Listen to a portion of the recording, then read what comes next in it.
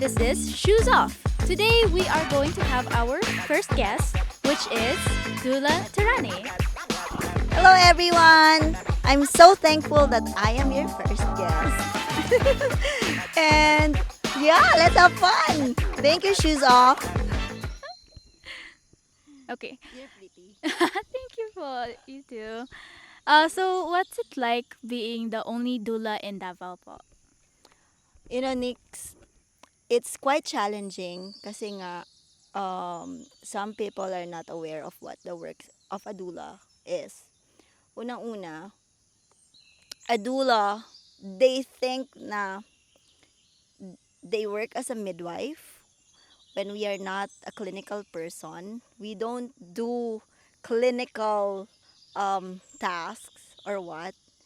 We are just the main support, like a birthing coach. Imagine like someone is cheering you while giving birth. So that's basically my work is. So, ikaw next, how do you imagine yourself giving birth one day? Like, can you picture that out? Um, Probably. I have thoughts of it before. Na parang, what if one day I have to start a family, per se, diba? I have to start a family one day, but it's not really. I haven't really have. I really haven't thought of it yet.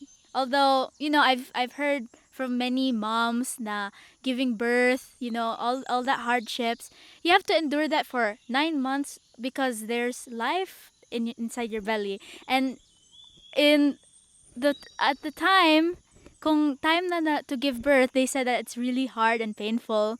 As I've heard before. But I think that when the time comes, I'll try to be ready when I want to start a family and endure the pain. To That's very positive. yeah. Because you know what? Um, Women of my age or younger than me, they're so afraid of giving birth. And that's what I want to break. That's what I want to tell the society that giving birth is something that you shouldn't be afraid. Giving birth is something that would empower every woman, and that knowing yourself that you know, you can be more than what you think you can. So I always see women transform during their birth. The entire birthing process, yung makikita mo talaga yung aura nila, like they evolve from, like, imagine a caterpillar na mag-metamorphosize into a butterfly. Yun yung nakikita ko sa kanila, and it's so beautiful. And parang para sa akin, I am so blessed to see that very critical stage of transformation of every woman na I help during birth. So, marami kasing takot. Why? Because the society has told them, or maybe from their parents, that giving birth is like something, yung isa mong paa nakalibing na sa hukay or nasa hukay na. So, that thought alone, ang dami ng takot. Like, ang dami nagsasabi na, pwede ba magpa-CS na lang ako diretso? But it's not eh. Giving birth is something physiological. It's something na we women are made to. Our body just needs someone, or I mean, women just need someone to tell them that they can, that they are powerful enough to give birth to another human being. And let's say, for example, 10, 20, 15 years from now, that you would decide to have your own family, and then here I come just beside you telling you, next, this is how you were made. Like, you are ready, your body is made to give birth, and that you can do it. So, kumbaga, the confidence is there, right? You will not be afraid na, oh, can I do it? Hindi, walang doubts na, baka magkagano, something might go wrong. No, there's no room for something might go wrong because early stage pa lang, someone is telling you this is what you need to do so that you will have a very beautiful birth story. So that's basically my role as a doula. I would guide you every step of the way, guide what you need to eat, what you need to, you know, to block your way. Kasi, 'di ba, ang daming mga negative perceptions about giving birth, about, even nga even nga yung mga doctors, ay wag ka doon, wag dito. So, ang daming pananakot where if you already block those negativity because someone told you na no, you just have to think of all the positive. But you have to make sure na your path is here. You'll not take the wrong step para hindi ka mapunta doon sa bad side. So, it's like walking a trail blindfolded and then you have someone to guide you and that you're trusting yourself fully, na you're trusting that person fully na hindi ka maliligaw, hindi ka madadapa, hindi ka malalaglag or what. So that's basically my work as a doula. That's very beautiful actually.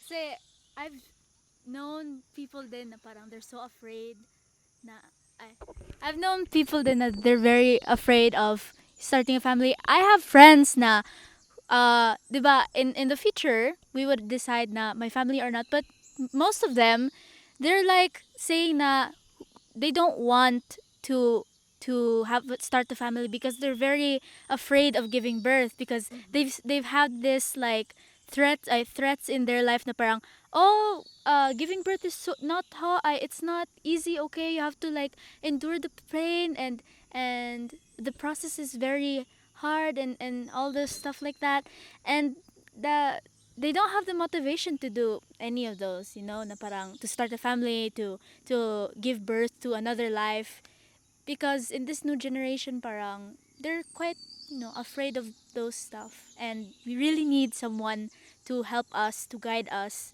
na to enlighten us on what's going to be in the future, kung how to start a family. Thank you so much for this interview. I've been enlightened with everything na because the new generation right now, they're quite lost in kung anong gawin nila sa future, and some of them are very very scared of starting a family because of this giving birth thing. So I just want to ask po to like ask you to share or inspire other people of as a doula. Okay. I just want to tell the world that giving birth is what women are made of. Your body is designed to give birth. First, giving birthing per se is physiological. So it's something that you should take as a very natural thing. So our body will just naturally open, unlike what we were thought of that giving birth would be something you need someone or you need a professional to take out the baby from your body. It's not something like that. The baby will come out on its own. You just have to be very, very patient. Trust your body, trust God. You just have to listen to your body as it tells you what to do, and you just have to prepare. Preparation is a big thing when you give birth. So you need someone to guide you along the way. You need someone to tell you what to do, what to eat, what to think of, what to um, isama na rin natin yung yung ano nga ba ang dapat nating i-filter sa sinabi ng mga tao sa palibot natin.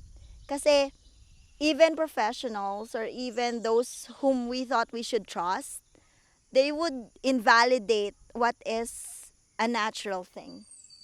So I just want to tell the new generations, or those who are pregnant, na you shouldn't be afraid.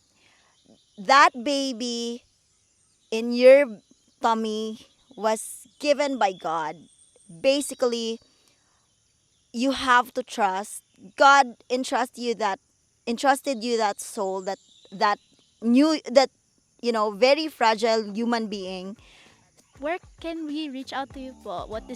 May I ask po, what's your contact number, your email? Okay, so they can reach out to my page. I have Davao Doula. That's Facebook page. I also have IG, Davao Doula. I have my email, davaodula@gmail.com. Tama ba? Sorry, doulatarani. I'm not sure. doulatarani@gmail.com. And they can also reach out to Touch by Tere, FB page and IG page.